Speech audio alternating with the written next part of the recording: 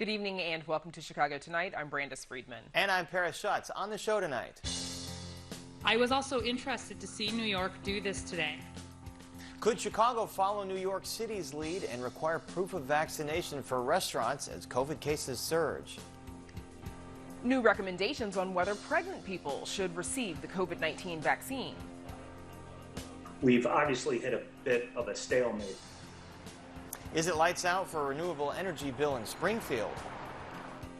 Research shows an average person ingests about 5 grams of plastic each week. A look at what can be done to limit plastic pollution in the Great Lakes. The industrial area. Biking on Chicago's southeast side, how a South Deering program is raising awareness about transit barriers in the area. Millions of birds die each year from colliding with buildings. New state legislation hopes to change that. When are these colonies gonna rise up? Chicago's original Hamilton, Miguel Cervantes, joins us in advance of a rare solo performance in town. And presidential portraits are in Chicago. Barack Obama and Michelle Obama visit the Art Institute straight from the Smithsonian's National Portrait Gallery. But first, some of today's top stories. The city's COVID-19 travel advisory is once again expanding to include more states as cases rise nationwide. This week, the Chicago Department of Public Health is adding Georgia, Hawaii, Kentucky, South Carolina, Utah, and Puerto Rico. This brings the total number to 19 states and 2 territories under the advisory, which requests but does not require unvaccinated travelers from those places to receive a negative COVID test within 72 hours of arrival or quarantine for 10 days. Chicago's top doctor says while the city's case rate is higher, it's still better than many other states under the advisory. These case rates that we're seeing, although they are rising, are better really than we have been at any point prior to the vaccine being available. And 99.9% of vaccinated Chicagoans have not been diagnosed with COVID-19 since being vaccinated. We're hearing a lot about breakthrough infections. I know people are concerned about them. We're investigating them and following them up. But 99.9% of those of you who are fully vaccinated are not having breakthrough infections.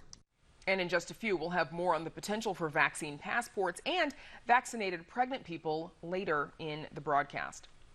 The Chicago police officer facing charges for his alleged role in the January 6th insurrection could lose his job with CPD since he no longer holds a firearm owner identification card. That's the latest from court documents for CPD officer Carol Cheswick. He faces 5 misdemeanors related to the insurrection as videos and photos show him inside a U.S. Senator's office that day. CPD requires all sworn officers to possess a valid FOID card while on duty, but Cheswick had to surrender his as a condition of his release from jail. He's currently on desk duty. And for more on his attorney's argument, please visit our website.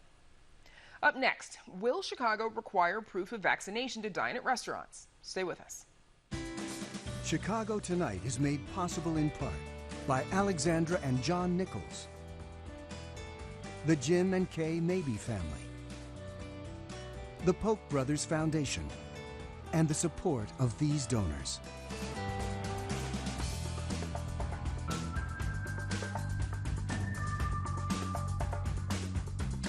New York City becomes the first city in America to require proof of a coronavirus vaccine for workers and customers for indoor dining, gyms, and performances. President Joe Biden says he supports local government and states making that happen. I think they just need to give the authority of those restaurants or businesses to say, in order to come in, you have to give proof that you've been vaccinated or other you can't come in. So could Chicago follow suit and require proof of vaccinations to do all those things? Joining us to discuss this and more are Colleen Connell, the Executive Director of the American Civil Liberties Union of Illinois, Robbie Lane, co-owner of the Four Moon Tavern in Roscoe Village, Renee Labrana, owner of Our Public House in Rogers Park, and Sam Toya, President and CEO of the Illinois Restaurant Association. Welcome all of you to Chicago Tonight, or back to Chicago Tonight. Renee Labrana, I want to start with you. You have been requiring proof of vaccination at your establishment since June. Why did you make that decision, and how has that been going? Well, when I talked with my staff after the pandemic shut us down, we had 100% coming back, and we really spoke with all of them to make that decision along with myself, and everyone was for it. So it seemed like a no-brainer. And tell me how it works. You card people at the door and you ask for their vaccination card as well? Right. They need to show proof of vaccination, whether it be a phone shot or their card, and also along with their ID.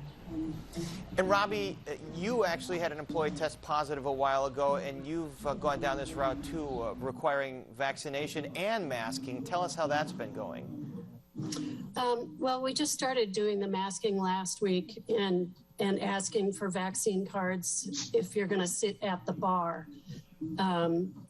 It's been going okay. It's a little bumpy here and there, but for the most part, people are very supportive. And as we mentioned at the top, New York instituted this mandate to go to restaurants, bars, and indoor activities. Chicago Public Health Commissioner Allison Arwady was asked whether Chicago will follow New York City's lead. Take a look. Certainly, we're interested in this. We'll be watching to see how this plays out, but we don't have a current plan to do something like that at the city level. We're working on the tech piece that will help businesses who may be interested in this. So right now, where folks are looking at their cards and doing that, I love it. Thank you, to make that decision, and we want to support businesses. It's a really big decision to try to impose something like that on an entire sort of class of businesses. So, Sam Toy, at this point, the city is leaving it to establishments to make that decision on its own. You represent the industry at large in Illinois. How do they feel about this and about certain individual places requiring proof of vaccination? Well, first off, Paris, thank you for having me on. But we at the Illinois Restaurant Association strongly encourage all diners, staff, and visitors to get vaccinated as soon as possible. So that similar vaccine mandates for indoor dining is not necessary. So that's number one. Restaurants they're always about safety. The number one concern of every restaurant owner operator is the safety of their team members and their guests. We know how to do this right. Each restaurant owner operator has to figure out what's right for him or her, how they want to run their establishment. But, the larger restaurants might be easier to do. The smaller restaurants in our 77 communities, I don't know if they would be able to do that, carding people at the door, making sure they match the vaccine card and stuff. It's been a devastating 18 months. And, restaurant owners, operators are still paying bills from 16 months ago. So that's why we got to get the RRF Restaurant Revitalization Fund replenished as well, because only 1/3 of the restaurant was able to use those grants. There's still 2/3 of the restaurant out here that have not gotten grants. And if we got to go backwards, it's going to hurt even more. A lot of places struggling financially. Colleen, do you see any civil liberties issues here with restaurants deciding that they won't serve you if you don't have proof of vaccination? No, Paris, I don't see civil liberties issues here. We've required vaccination and proof of vaccination for decades in this country to get admitted into elementary school, to get admitted into colleges and universities, and to board airplanes to foreign countries for international travel for countries at risk. So there are no civil liberties issues unless we see some kind of discriminatory enforcement, like requiring people of color to show proof of vaccination, but not requiring white people to show proof of vaccination. And we're not seeing anything remotely like that in New York, or our other guests tonight. So no, I don't think that there's a civil liberties issue in the abstract like this. Renee, do you get any pushback to customers who don't have vaccination proof and want to go to your establishment? Of course, we've had a few bad reviews, and what's nice for us and fortunate is we do have outdoor dining where people can dine, still at our establishment just outside, but if they want to come inside, they're going to have to show that proof. Robbie Lane, have you noticed any kind of difference in business since you've instituted the mask mandate and then the vaccination requirement to sit at the bar? Has it hurt business? Has it improved business? It's a bit of a flux right now. I think a lot of people are getting those last vacations in August. So sometimes that kind of knocks us down a little bit. But last weekend didn't seem to be much of an issue. So maybe a little, but I don't I don't think so. And on the other hand, I think a lot of people are coming out because they've seen that we're doing it and they like it. So we're getting more people who haven't been out for a while to come in. Sam Toya, do you have members expressing fears to you as we all see these cases rising again, fears of possible shutdowns again? Absolutely. Like I said, the last 16 months have been devastating to the restaurant industry. So they're very concerned. That's why I brought up a little while ago about replenishing the restaurant revitalization fund is so important. And they're also concerned about their staff trying to enforce the vaccination rules, because that's something they're not trained for. So they really don't want to put their staff to be the vaccine police. They're very concerned about that. They're nervous about having to do that and dealing with guests that might be unhappy. So, Colleen, you said that it's fine. It doesn't bring up any civil liberties issues if private businesses are enforcing a vaccine mandate. But what about New York City, municipality enforcing vaccine mandates to go to restaurants? If Chicago did something like that, would the ACLU be okay with it? In all likelihood, yes. And can you explain that a little more?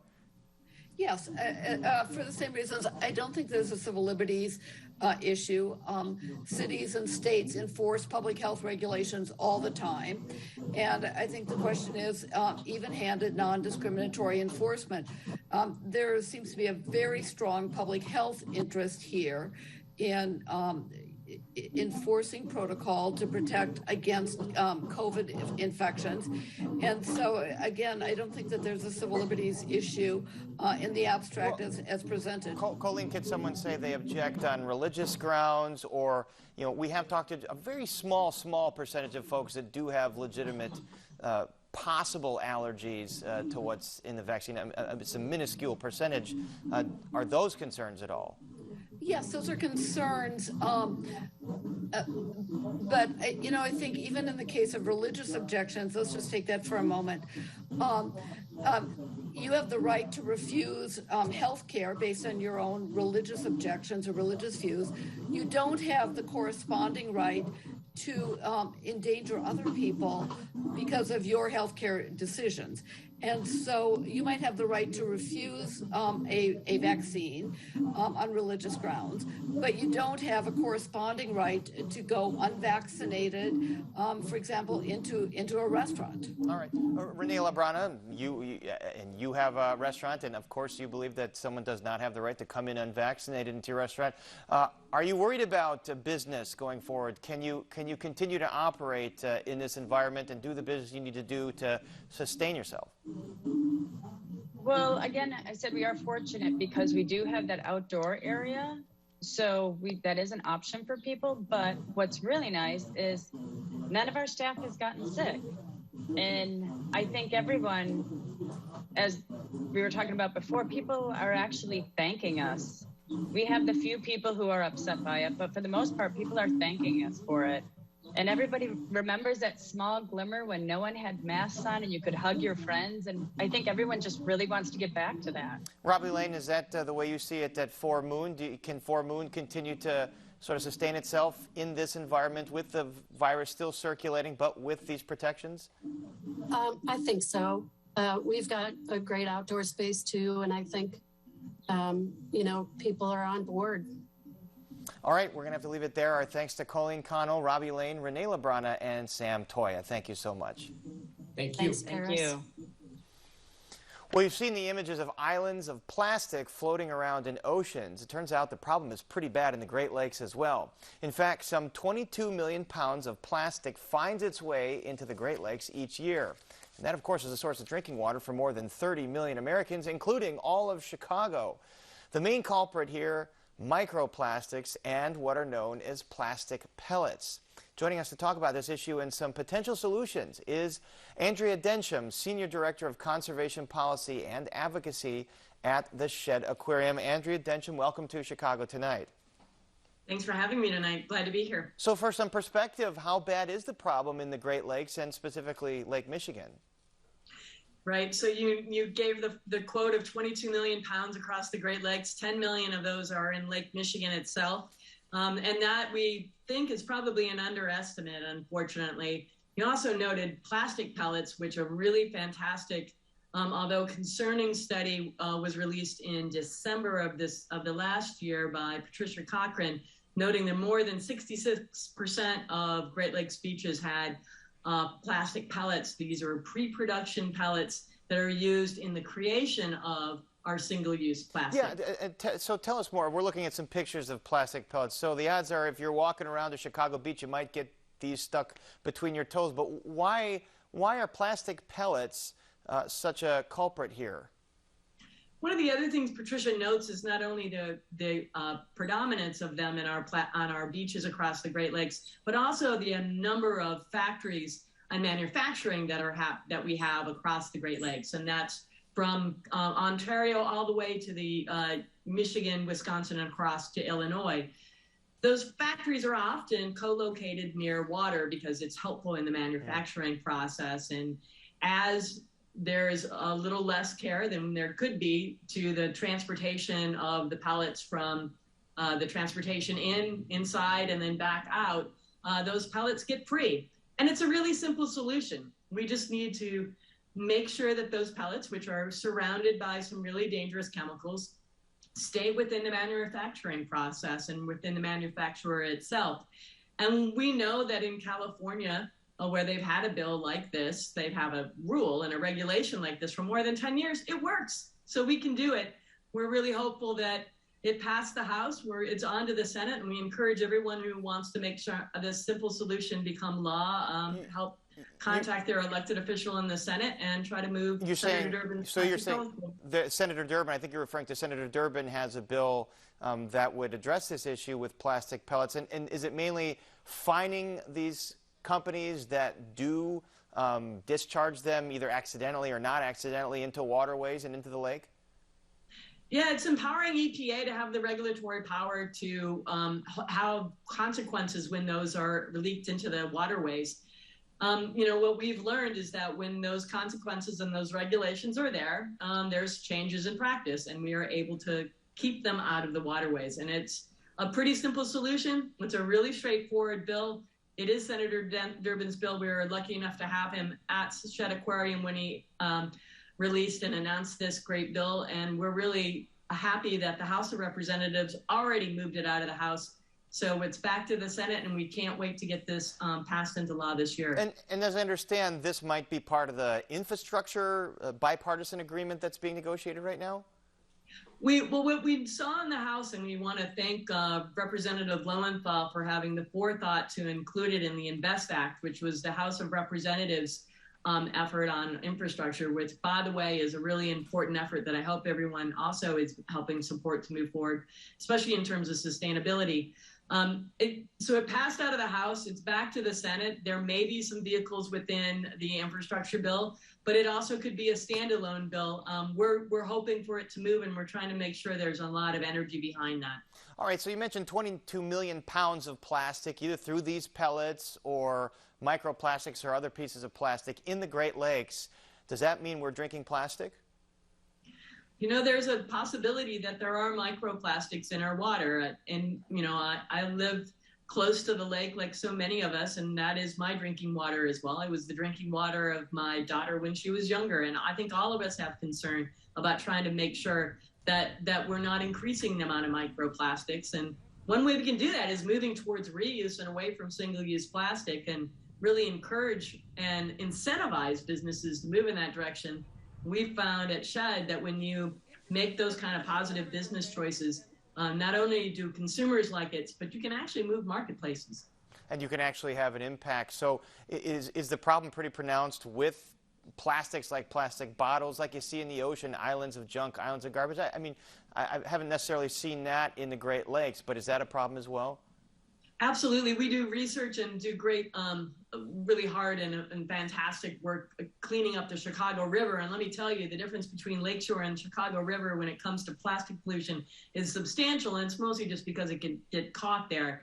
And you'll see, whether at a dock or in the Chicago River or in some place where it's being able to be collected, plastic water bottles, all sorts of single-use plastic. And you're absolutely right. I'm from the great state of Michigan, a little bit proud of that. And in our home state, since I was a kid, we had a 10-cent bottle bill. And I tell you what, people don't leave 10 cents sitting on the ground. They pick it up and they move it and then contain it within the manufacturing process and gets contained. We call that extended producer responsibility. The producer produces something and they have the extended responsibility to ensure that it stays well within the system and actually gets recycled. All right, Andrea Densham, thank you very much for explaining all this to us. Thank you very much. Have a good night. You as well. And up next, a bike program on the southeast side aims to raise awareness about transit barriers in that area. So stay with us. It really is about community where we all come together. Chicago needs to make space for everyone.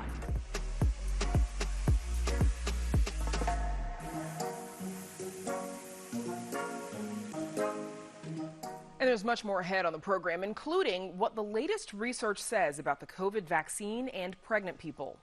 But first, Chicago's southeast side has long been an industrial area. This has drawn criticism for its impact on the environment and residents' health.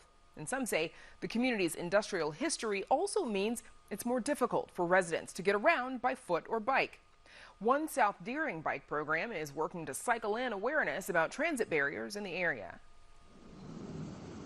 Parts of Big Marsh Park used to be a dumping ground for waste from steel mills on Chicago's southeast side. Since then, the Chicago Park District has worked to restore the area's nearly 300-acre natural space. And the nonprofit Friends of Big Marsh has worked to develop the area for eco-recreation. Today, it's also a bike park. Oh, I love the pump track.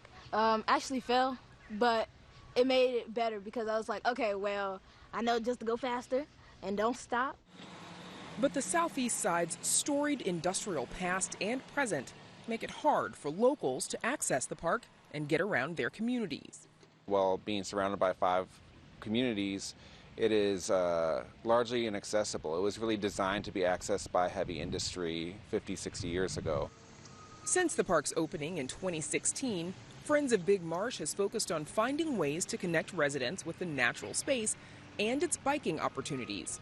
In 2019, it created the Big Marsh Bike Ambassadors program. It teaches teens in the area about bike mechanics, safety, and how to navigate through their communities.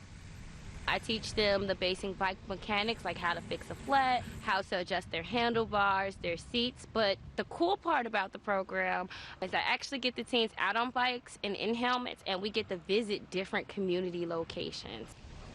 They also bike around Big Marsh Park's trails and pump tracks. The good thing about the pump track, though, is it's designed for beginners like you and me. The program meets 4 days a week, 2 online and 2 in person, as it transitions from a completely virtual program last summer amid the coronavirus pandemic. Byron White says through the program, he's learned how to prepare for a safe bike ride. Because really, you don't know what you're going to expect when you're riding a bike. You might think your bike good, and tire might pop, gear might stop. The teens also learn how to build bikes. I didn't know exactly how to build a bike until Chantel taught me, and I was like, oh my God, what is this green stuff? It's actually for the seat. Project coordinator Chantal Handy hopes the program will bring attention to transit barriers on the southeast side.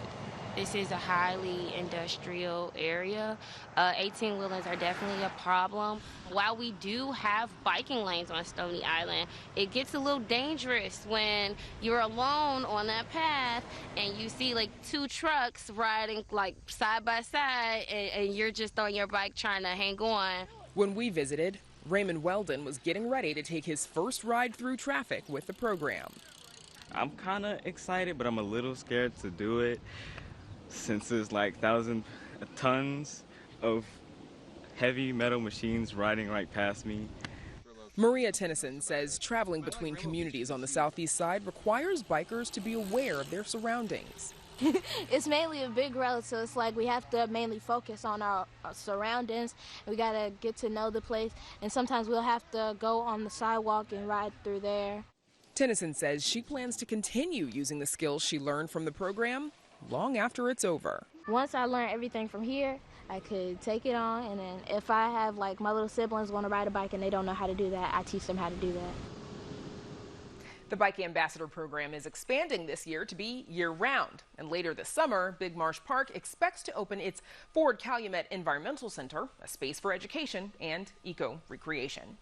Now, Paris, back to you. All right, Brandis, thanks very much. And still to come on Chicago tonight, 2 doctors weigh in on the recent recommendation for pregnant people to get the COVID-19 vaccine. Exelon warns it's weeks away from shutting down a pair of nuclear plants in Illinois. Amanda Vinicky shares what's at stake. New legislation will require Illinois' state buildings to be bird-friendly, not bike-friendly. What does that look like and why? The return of Chicago's original Hamilton, performer Miguel Cervantes, returns to Chicago tonight to tell us why he's back in town. And presidential portraits are also back in the city. Barack Obama and Michelle Obama visit Chicago straight from the Smithsonian's National Portrait Gallery. But first, some more of today's top stories. A federal moratorium on evictions has reportedly been extended for 60 days, lasting now until October 3rd. The Associated Press reports the decision comes from the Centers for Disease Control and Prevention and applies to all areas where there are substantial to high increases in COVID-19 infections. Those metrics would purportedly apply to Chicago and Cook County. Illinois' eviction moratorium expired just 3 days ago as city, county, and state officials pointed renters to hundreds of millions in aid to stave off what they fear could be a tsunami of evictions. At the same time, President Biden admitted today he was unsure this latest order would ultimately hold up under court scrutiny. Workers at the Art Institute of Chicago have announced they intend to form a union. The new Art Institute of Chicago Workers United will represent about 300 employees at the famed museum and will be part of the American Federation of State, County, and Municipal Employees. Representatives of the new union say they're doing it because they want a bigger say in wages, hours, and working conditions there. Illinois health officials have recorded the first known case of West Nile virus in the state this year. A Cook County man in his 80s has contracted the virus, according to state health officials. And the virus, of course, comes from infected mosquito bites. Symptoms of the virus include fever, nausea, headache, and muscle aches, and can last from a few days to a few weeks. But the state's public health department says 4 out of 5 people infected will not show any symptoms. And now back to Brandis and the latest guidance on pregnant people and the COVID vaccine. Brandis. Paris, pregnant people are now officially recommended to receive the COVID-19 vaccine. 2 leading organizations in obstetric care have released this recommendation after hearing feedback from tens of thousands of vaccinated pregnant people.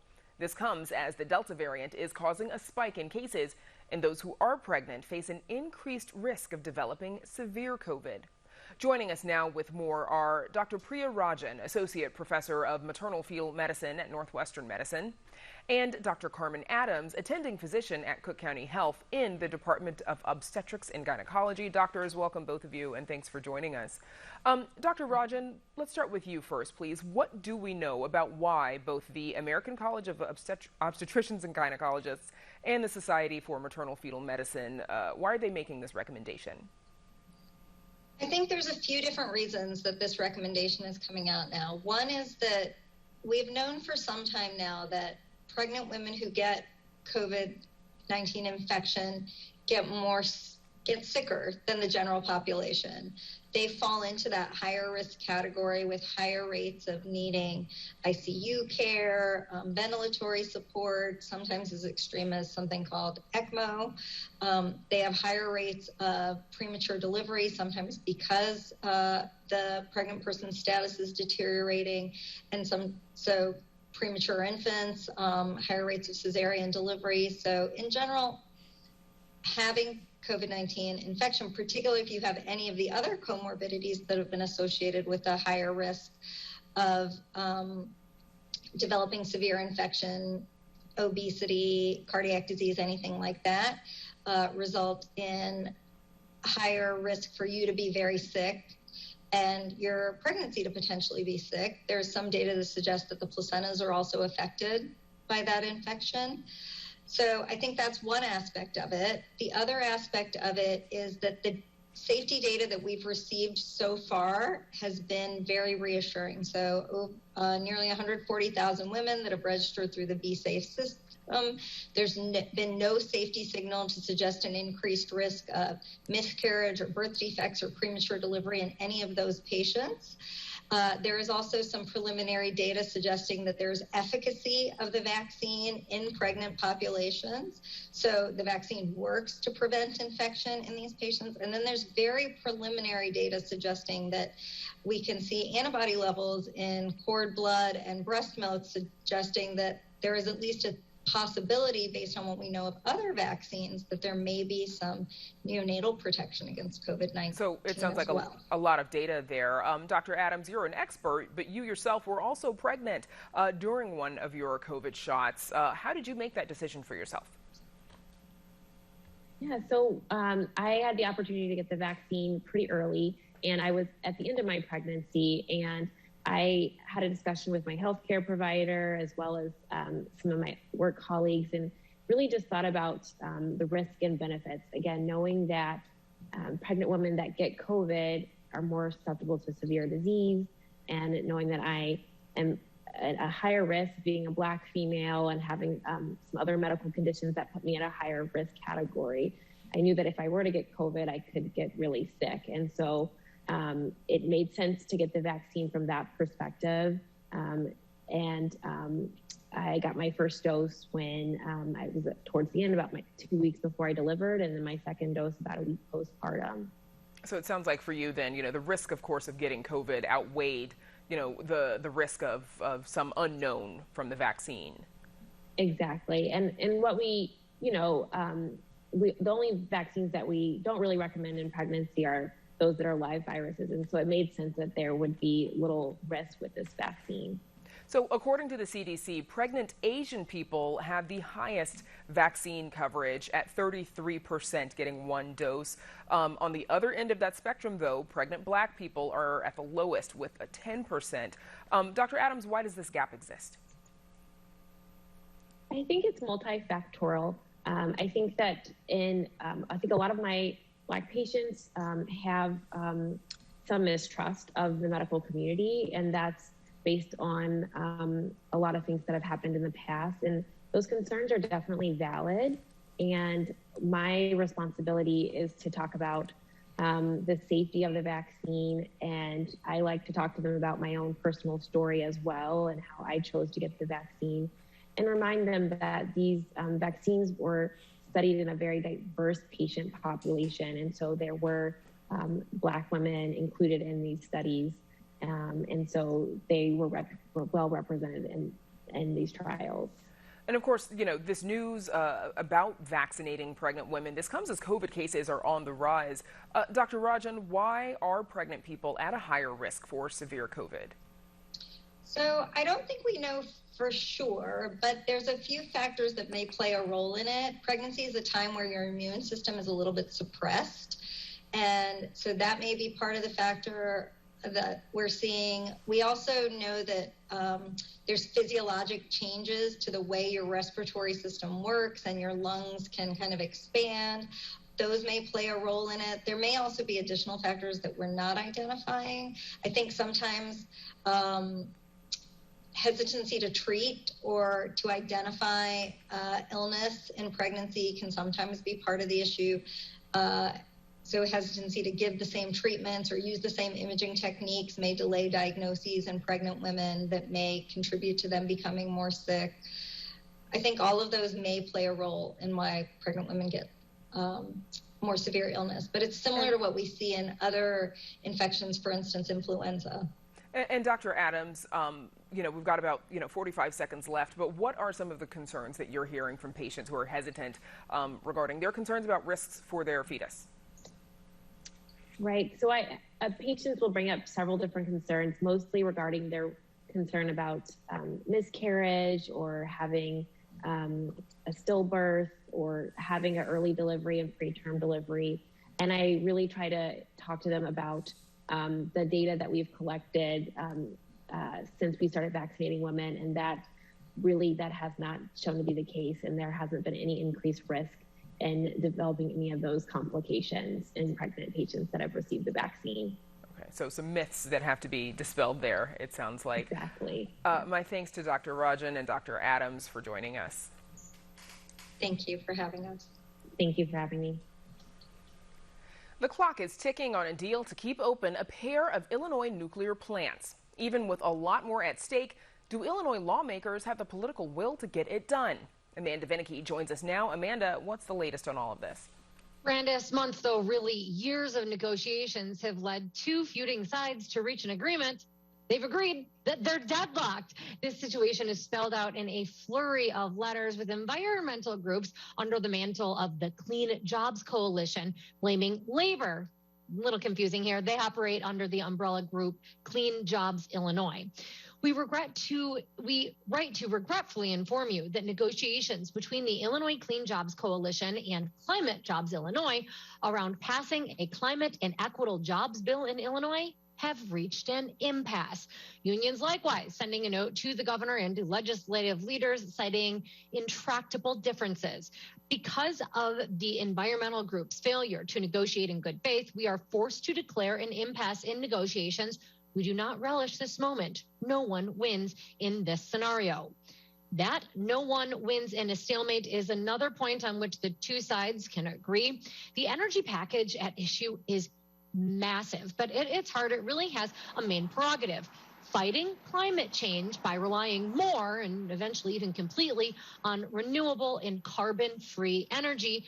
Now, to do that, to transition to that point, the state needs Exelon to keep open first a pair, but then really a trio of nuclear generators in Illinois. This, even as Exelon is threatening to shut down the Dresden reactor in November and then the Byron one as soon as next month.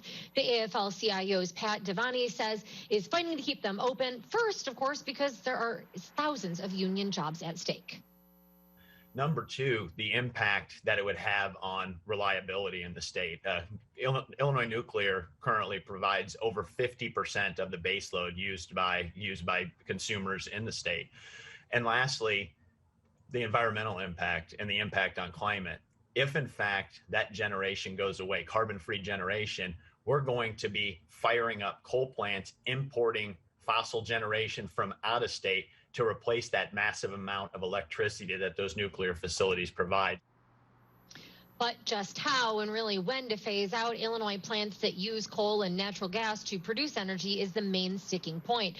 Unions want the ability to keep plants open for what Devaney calls a rational transition period. Now, environmental groups want hard closure dates. CJI's insistence on allowing all coal and gas plants to stay open and pollute forever is something our communities and climate cannot afford or survive. The environmentalist letter complains about labor. Now, Governor J.B. Pritzker, usually, by the way, a steadfast ally of unions, is siding with the environmentalists on this one. His office also issuing a letter essentially shaming labor. I have negotiated in good faith as pro-coal forces have shifted the goalposts throughout this process. The letter reads, if you are willing to remove the barriers to moving forward, the impasse you find yourselves at can be resolved. And yet, that impasse remains. Now, despite that standstill, there are more points on which the feuding sides agree, and namely that it is time to move on from their talks and that it is high time for the legislative leaders and the governor to take charge. Senator Bill Cunningham, a Democrat from Chicago, is one of the lead negotiators on this, and he says that if all sides focus on common ground, he is optimistic they'll reach a compromise. There's a lot of commonality. All sides want to put us on a path of sustainable, renewable energy and want to create jobs along the way. So I think if we focused on that, we'd be able to reach some sort of compromise. One element thought to be highly controversial, but actually they generally have an agreement on and have for months, is that Illinois will keep open those nuclear plants by putting a $700 million surcharge on ratepayers' bills over the next 5 years. Cunningham says that for the average ratepayer, that'd be tantamount to about 80 cents more on an electric bill. But he says even that has gotten more complicated since it was agreed to this spring, and that is because the prospect that the federal infrastructure bill will provide money is setting aside funding really for endangered nuclear plants. So we have to be mindful of what's going on in Washington. We have to make sure we don't put rate makers in jeopardy and have them pick up the tab for something that Washington might pick up a month or two down the line. Exelon, however, says that even if it does pass, that federal deal would not do what is needed to stave off the plants from closing again as soon as September. As for worries about cost, Exelon warns that not doing anything will raise electric bills for Illinoisans even higher still. By the way, of course, we are talking about nuclear energy. Not simple at all there. So Exelon says that it can't wait too long for the legislature to act. The Byron plant closing in September, barring a state deal, Exelon warns. Now, meanwhile, wind and solar jobs are at stake too. Nakia Crossley is with the solar industry, and she says that Illinois' burgeoning renewable energy industry lost 3,500 jobs and counting. The state's funding for the solar programs completely ran out at the end of 2020. And so now larger companies are having to make really tough decisions about continuing to employ citizens of Illinois. She says that that would go for small companies based in Illinois, too. She says it would be tragic for Illinois to have come so far on the renewable energy front and to lose momentum now. She, too, calling on the governor and legislative leaders to take action. Brandis, back to you. Amanda, thank you. And now to Paris and new legislation aimed at protecting birds in Illinois. Paris. Thanks, Brandis. Nearly 600 million birds are killed annually in North America due to collisions with buildings. Wildlife advocates hope that fact changes in Illinois now that the state has become the latest entity to enact laws aimed at stemming the carnage. WTTW News reporter Patty Wetley joins us now with more. I know, Patty, we hate seeing birds smash into windows. Tell us about the Bird Safe Buildings Act. Yeah, this is an interesting case of us wanting our government, or at least our government buildings, to be less transparent. So to be clear, this new law only applies to state buildings, so every homeowner doesn't have to worry about this yet. But it's a way to emphasize making sure that there are fewer of these collisions and putting some measures in place on any newly constructed state building or any acquired or renovated state building where the facade is significant, more than 50% of it is undergoing changes. And that's regardless of height because, little known fact, buildings under 4 stories tall or 40 feet tall are just as dangerous to birds as skyscrapers. So how does a bird-friendly design work, or how can you retrofit an existing building to make it more bird-friendly? Right. So there are a couple of things. One, external light, especially at night, is dangerous to birds, and glass. Glass is super dangerous to birds because they either think it's transparent or a reflection in it and they mistake it for the outdoors. So a couple of things you can do are minimize or reduce the lighting. And then this law specifies, a minimum or a maximum amount of glass that can be used. So really reducing the amount of glass in buildings or requiring that the glass that's used is manufactured to be bird friendly. All right, Patty Wetley, thank you very much. Thanks, Paris. And you can read Patty's full story on our website. That's WTTW.com/news. And up next, we catch up with Chicago's Hamilton star. But first, we take a look at the weather.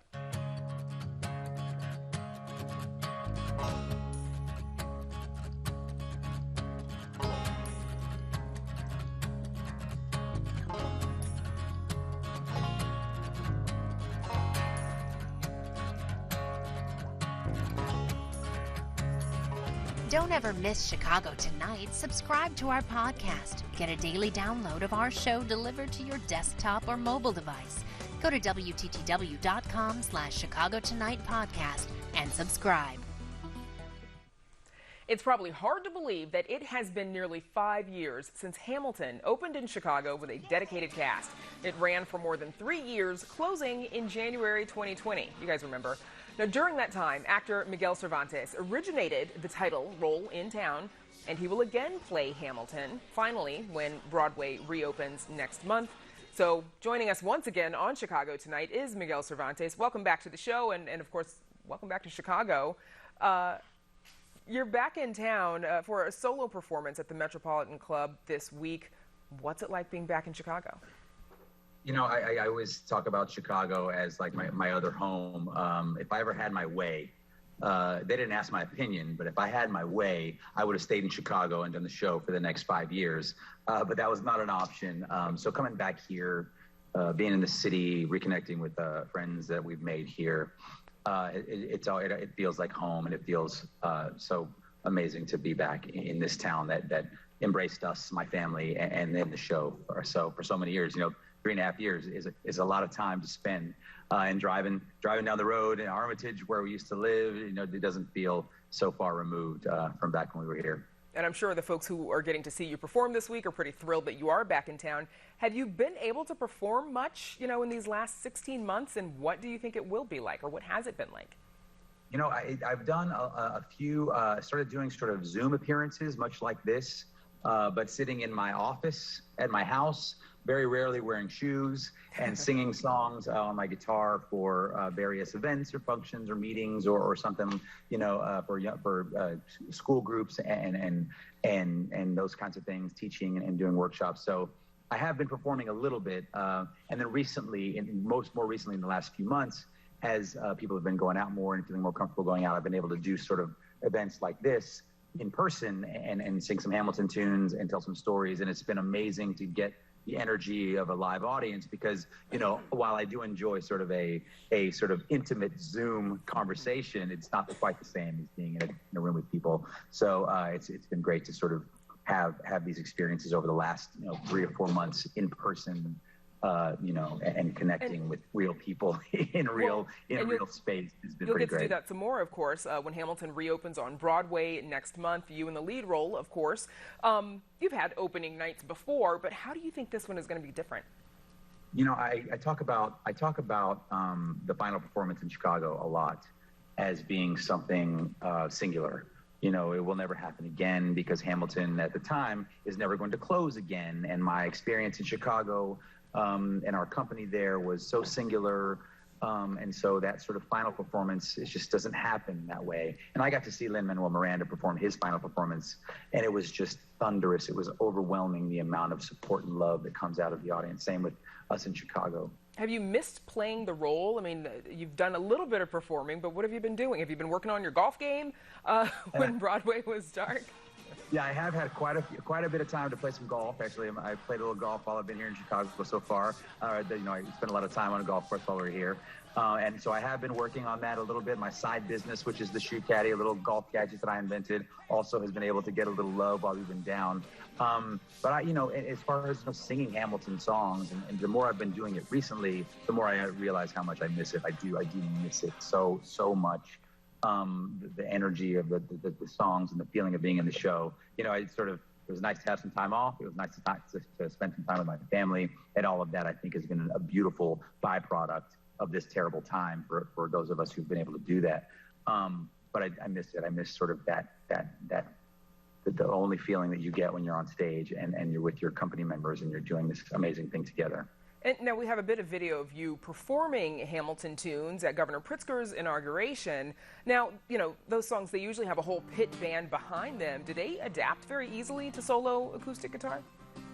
Yeah, you know, I sort of thought of, you know, I like playing the guitar, sort of messing around. I'm no sort of Eric Clapton on the guitar or Jimi Hendrix or anything like that, but I sort of enjoyed sort of messing around and finding ways to play the songs that I could do, and they work really well, and it feels cool to have a different vibe. You know, everyone can listen to the soundtrack and everyone can hear the way that it was sort of written and the beautiful way that Lynn and Alex created these tunes, but sort of in an acoustic version, sort of a more intimate version, in my own sort of cover version, has this other sort of, I can put my own little stamp on it.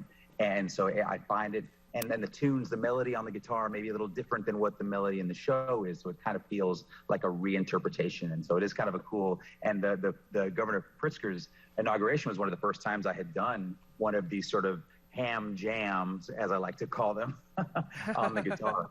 Ham jams. And Miguel, before we let you go, I think it's fairly widely known here in Chicago that you and your wife Kelly sadly lost your daughter Adelaide at the age of 3. How have you and your wife kept her memory alive through the work that you do with Cure and the Epilepsy Foundation?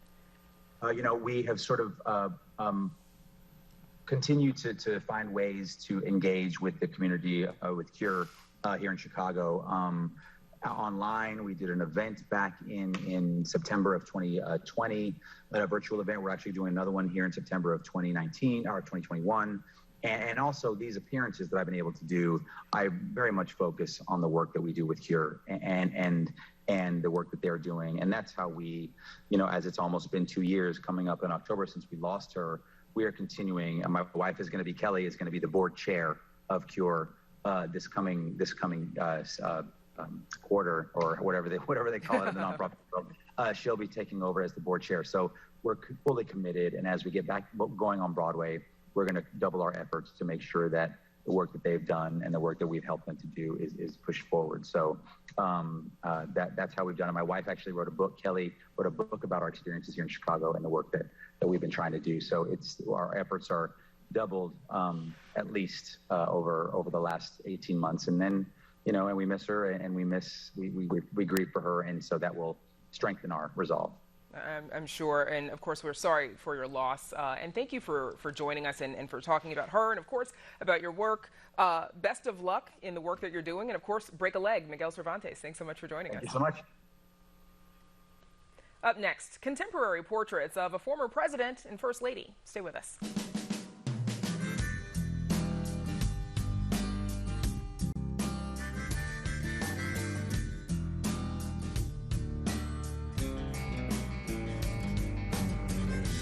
A portrait is a traditional way of commemorating a presidency, but former President Barack Obama and former First Lady Michelle Obama made a statement by choosing distinctive contemporary artists. This summer, Chicago became the first city outside of Washington, D.C. to host the Obama portraits. Arts producer Mark Vitale recently gave us a preview, and here's another look. They're really recasting what a presidential portrait can be.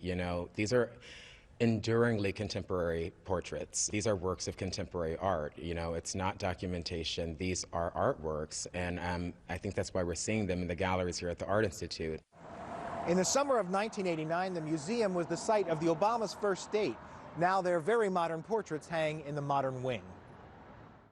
The life-size likeness of former President Barack Obama was painted by artist Kehinde Wiley. The portrait of former First Lady Michelle Obama was painted by artist Amy Sherald. Kehinde Wiley and Amy Sherald were a bold choice, and that's for many reasons. Both artists, they really take portraiture to really another level. They really sort of shift the terms of engagement of, who is being portrayed in a portrait. They are vivid, they're experimental, they're conceptual, they are, everything that really defines, 21st century contemporary art. And the Obamas are champions of contemporary art, so they knew what they were getting themselves into. Presidential portraits tend toward traditional interpretations with few exceptions. The Obamas personally chose the artists to paint their portraits and sat for the paintings, which were unveiled in February 2018. They are the first presidential portraits painted by black artists. In the president's portrait, flowers represent different moments of his life. Included are chrysanthemums, the official flower of Chicago. And it sort of creates a reflection on what does it mean to even sit for a portrait and sort of the histories of power ingrained in that gesture and that posture. And yes, he's leaning forward and there's a direct gaze. He's looking right at you. And as much as it's almost photorealistically rendered, it's also incredibly surreal. It's like he's floating. There's also symbolism at play in Amy Sherald's portrait of the First Lady. The patterns in her dress are reminiscent of African-American quilt-making traditions. What she's done is really render her in a graceful state, in a state of dignity, but also, again, and I can't emphasize this enough, one that is also so generous, inviting, and inclusive. Chicago is the first stop in a 5-city tour of the presidential portraits, which are on loan from the Smithsonian's National Gallery of Art. As Amy Sherald has said, she paints American people, and black American people become presidents and first ladies. So it fits within her practice, while also both portraits really becoming a radical shift in what we know as presidential portraiture. For Chicago Tonight, this is Mark Vitale. And the Obama Portraits exhibition is on view at the Art Institute of Chicago through August 15th. Visit us online to find out more. And that is our show for this Tuesday night. Don't forget to stay connected with us by signing up for our daily briefing, and you can get Chicago Tonight streamed on Facebook, YouTube, and our website, WTTW.com/news. And you can also get the show via podcast and the PBS video app. And please join us tomorrow night live at 7. Our Spotlight Politics team on the city and the state's responses to the rising number of COVID cases. And a photographer explores abandoned places in search of uncommon beauty in the Rust Belt. And now for all of us here at Chicago Tonight, I'm Paris Schutz. And I'm Brandis Friedman. Thank you for watching. Stay healthy and safe, and have a good night. Chicago Tonight is made possible in part by Alexandra and John Nichols, the Jim and Kay Mabey family, the Polk Brothers Foundation, and the support of these donors.